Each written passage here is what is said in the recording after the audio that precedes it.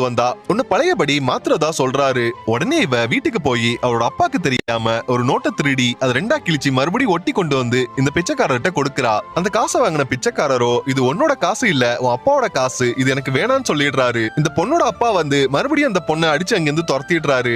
இப்போ இந்த பொண்ணு பிச்சைக்காரி மாதிரி அந்த பார்க் ஃபுல்லா அந்த பணத்தை தேடி அலைகிறா. கடைசியா அந்த நோட்டோட ஒரு பாதி இவளுக்கு கிடைச்சிடுது. இன்னொரு பாதிய இன்னொரு லேடி எடுத்துடுறாங்க. இந்த லேடி கிட்ட போய் அந்த இன்னொரு பாதியை கொடுத்தா என்னோட வாழ்க்கை பழையபடி ஆகிடும் இவ சொல்றா.